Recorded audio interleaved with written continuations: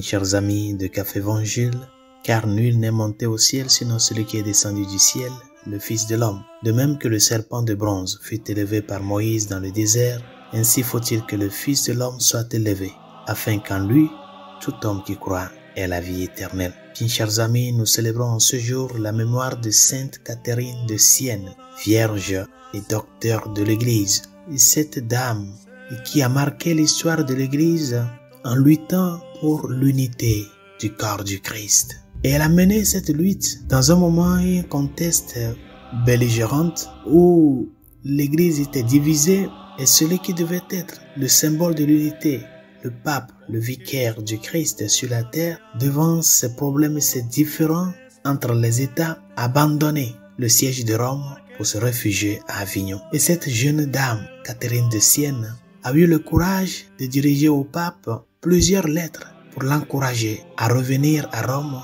pour l'interpeller à sa mission d'unir l'Église du Christ autour du Seigneur. Et comme ces cartes ne recevaient pas de réponse, elle a vaillamment pris le courage d'aller voir le pape à Avignon et lui rappeler quelle est sa mission, avec charité et amour. Aujourd'hui que nous sommes dans ce moment très délicat de l'Église, implorons l'intercession de Sainte Catherine de Sienne pour tous les cardinaux qui entreront en conclave, pour tout un chacun de nous, mais spécialement pour le prochain successeur de Pierre, afin que l'Esprit Saint puisse l'aider à être vraiment ce pilier d'unité de l'Église. Unité autour du Christ, unité autour de sa parole, unité autour des sacrements. Dans la première lecture de ce jour, Saint Luc nous rapporte la vie de l'Église primitive. Saint Luc revient sur ce détail important dont je parlais par rapport à la figure de Sainte Catherine de Sienne, l'unité. La multitude de ceux qui étaient devenus croyants, disait Saint Luc dans la première lecture de ce jour, avait un seul cœur et une seule âme. Et personne ne disait que ces biens lui appartenaient en propre, mais ils avaient tout en commun. Un seul cœur, une seule âme. Chers amis, ce n'est pour rien que le Christ a demandé à Pierre d'affermir la foi de ses frères. L'unité est très importante dans notre vie. Être unis est tellement important parce que si nous sommes divisés et réunis, nous ne pouvons pas avancer. Le centre de l'unité de l'Église, c'est le Christ. C'est autour de lui que nous sommes tous appelés à être unis. Et ce travail d'unité, c'est tout un chacun de nous qui doit se préoccuper pour être vraiment un artisan de cette unité-là. C'est le Christ qui était le cœur et l'âme des chrétiens.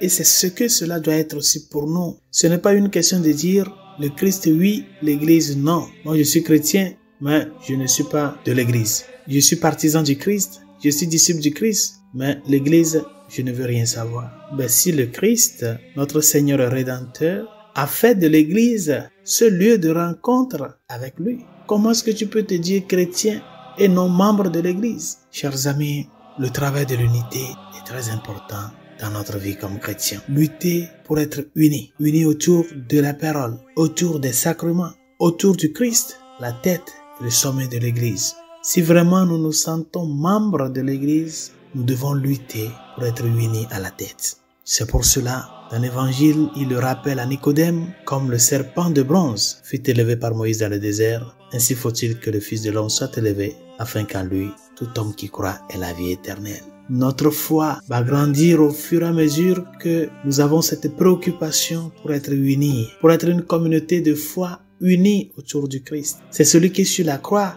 nous a attirés à tous à lui. Mais il ne nous a pas attirés pour que nous semons les différends entre nous, mais pour que nous nous voyions comme des frères et des sœurs. L'événement de la résurrection du Christ, chers amis, vient marquer ce point central de la foi chrétienne. Être unis, parce que c'est cette unité-là qui a fait fleurir les conversions au moment de l'Église primitive. Si nous sommes divisés entre nous, chers amis, comment est-ce que ceux qui ne connaissent pas le Christ peuvent s'approcher de lui? Si nous avons des différences, si nous nous querellons entre nous, quel exemple nous donnons à ceux qui ne connaissent pas la foi chrétienne de pouvoir s'y approcher? À vous d'en être les témoins, nous dit le Seigneur.